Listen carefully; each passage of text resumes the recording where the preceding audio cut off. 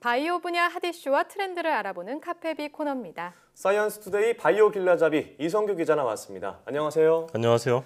자, 오늘 주제를 물어보기 전에 이 기자에게 아주 좋은 소식이 있다면서요. 네, 생화학분자 생물학회에서 주는 올해 생명과학 보도상을 수상하셨다고 네. 들었어요. 우리 카페비 코너에서 열심히 매주 바이오 분야 소식을 전해주신 덕분이 아닐까 싶어요. 정말 축하드립니다. 네, 감사합니다. 야, 오늘 더 알찬 내용으로 성원에 보답하겠습니다. 네, 진심으로 축하드리고요. 자, 오늘 이 기자 덕분에 아주 기분 좋게 출발할 수 있게 됐습니다. 자, 그럼 오늘 주제는 뭔가요? 이 바이오 분야의 핫 이슈 중에 하나는 단연히 유전자 과학 기술인데요. 네. 우리가 원하는 유전자만 골라서 제거할 수 있기 때문이죠. 지난달 15일 미국에서 이 유전자와 가위 기술과 관련해서 중요한 임상 연구가 있었죠. 네, 저희 뉴스에서도 간략하게 보도했던 기억이 납니다. 미국 연구진이 이제 사람의 몸속에서 유전자 교정 시술을 했다는 내용이었는데요. 네. 좀 더 자세히 설명해 주시죠.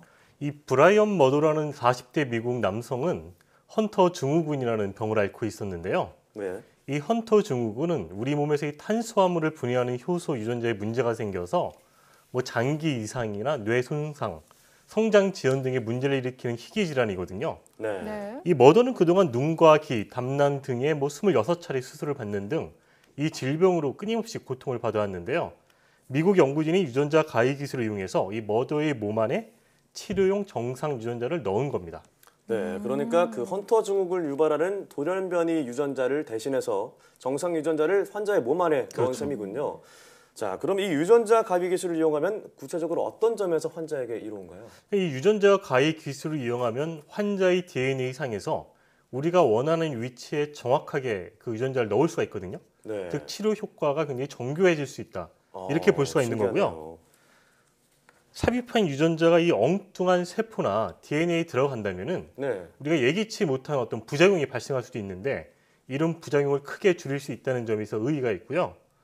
또 이 삽입한 유전자는 지속해서 단백질을 만들어내기 때문에 그 치료 효과가 반영구적이라는 장점도 있습니다. 네. 전문가 설명 들어보고 이어가겠습니다. 유전자 치료법은 일단 거의 영구적입니다. 한번 바뀐 유전자는 우리가 치료를 통해서 바꿔준 유전자는 다시 이제 원래 있던 정상 상태로 이제 복구가 되지 않기 때문에 치료를 여러 번 받을 필요 없이 한두 번 받으면 효과가 평생 가니까요. 헌터 증후군을 잠깐 예로 들면은 네. 그 정상적으로 작동하는 이 탄수화물 분해 유전자가 몸 안에 들어갔으니까 정상적인 그 효소, 단백질을 끊임없이 만들어내니까 치료 효과가 계속해서 지속이 된다는 거고요. 이게 한 번 삽입된 유전자는 없어지지 않기 때문에 네. 또 이렇게 반영구적이다 이렇게 볼 수 있는 겁니다. 네, 정상 유전자를 넣기 때문에 평생 치료 효과를 볼 수 있다 이건데요. 이렇게 큰 장점이 있는 유전자 교정이 인체를 대상으로 한 게 이번이 세계 최초라고요. 이 유전자 가위 치료 요법을 사람의 몸 안에 네. 직접 적용한 것은 이번이 세계 최초 사례이고요. 네. 그 이전에는 사람의 몸에서 세포를 꺼내서 이 세포를 대상으로 유전자 교정을 시도한 사례는 있었어요. 네. 한 가지 예를 들면은 이 에이즈 환자를 대상으로 에이즈 환자의 몸 안에서 특정 세포를 꺼낸 뒤 에이즈 바이러스의 저항성을 띠는 유전자를 교정한 다음에 네. 이 세포를 다시 환자에게 주입하는 임상 시험이 지난 2014년에 미국에서 이미 있었고요. 네. 이번의 경우에는 이 세포를 꺼내서 유전자를 교정한 것이 아니라 네. 아예 사람의 몸 안에 유전자 가위를 넣어서 네. 유전자 교정을 시도했다는 것이 차이점이고요. 네. 한 가지 덧붙이자면 이 헌터 증후군 환자의 치료 경과는 한 3개월 정도 지나면은 그 결과를 알 수 있거든요. 이 결과가 나오면은 인체를 대상으로 한 이 유전자 치료 시술이 안전한지 효능은 어느 정도 되는지 그거를 이렇게 알아볼 수 있는 계기가 될 것으로 이제 전문가들은 보고 있는 거죠. 정말 네. 중요한 전환점이 되겠네요. 그러니까 살아있는 환자의 몸 안에서 유전자 교정 시술이 벌어진 것은 처음이다. 그렇죠. 이렇게 말씀하시는 거잖아요. 자, 그런데 이 같은 임상 연구가 유전자 가위 치료의 상용화를 앞당긴다. 이렇게 볼 수 있겠을까요? 앞서 지난 2015년 워싱턴 DC에서 이제 그 유전자 교정 전문가들이 모여서 합의를 본 게 있었어요. 네. 이 합의를 본 내용은 뭐냐면은 이 체세포를 대상으로 한 유전자 교정 시술은 좀 광범위하게 허용을 해주자 이런 거였고 이 배아 같은 경우에는 윤리적인 논란이 있으니까 그렇죠. 이거는 좀 더 우리가 좀 더 예의주시해 보자. 네, 좀 더 이렇게 좀 그렇죠. 유보적인 입장 이런 거를 이렇게 전 세계 과학자들이 컨센서스를 이뤘거든요. 네. 이런 점에서 이번 헌터 증후군의 경우에는 이 체내에서 대사 활동에 작용하는 이 간세포에다가 유전자를 넣은 거거든요. 네. 근데 뭐 주지하다시피 간세포는 체세포잖아요. 그렇죠. 네. 우리 몸에서 이제 체세포를 한다면 생식세포를 뺀 나머지가 다 체세포거든요.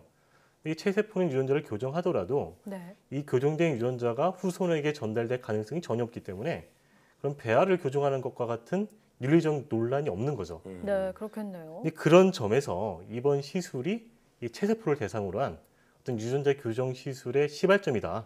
전문가들이 이렇게 보고 있는 거고요. 설명 한번 들어보겠습니다. 이제 유전자 가위가 사람에서 직접 들어가서 작용하는 첫 임상을 했기 때문에 마치 우리가 보통 신약들을 개발해서 보통 환자들한테 하는 거랑 똑같은 식의 일들이 유전자 가위를 통해서 이루어질 거고 이러한 첫 시작을 바탕으로 해서 아마 광범위하게 굉장히 많은 질환들에서 적용될 겁니다. 그러니까 이 유전자 가위를 우리 몸에 이렇게 주입하는 것이 우리가 뭐 일반적으로 항암제를 투여받거나 다른 약물을 투여받는 것이랑 다를 바가 없다는 거죠. 또 유전자 가위 이 기술 자체가 네. 문제가 되는 어떤 돌연변이 유전자나 질병을 일으키는 유전자 자체를 건드리는 거잖아요. 그러니까 근본적인 치료가 될 수 있다고 보는 거죠. 네, 그러니까 암 환자가 항암제 치료를 받듯이 네. 유전자 질환이 있는 환자가 유전자 교정 시술을 받을 수 있다 네. 이런 말이죠. 아무래도 그러려면 활발한 연구가 필요할 텐데요. 이 연구를 좀 방해하는 장애물 중에 하나가 규제잖아요. 네. 유전자 교정 규제는 어떤 상황인가요? 그럼 우리나라에서는 현재 이제 유전자 가위 치료를 하려면은 네, 뭐 에이즈나 암, 뭐 유전 질환과 같은 몇 개 질환에 이렇게 정해져 있어요. 네.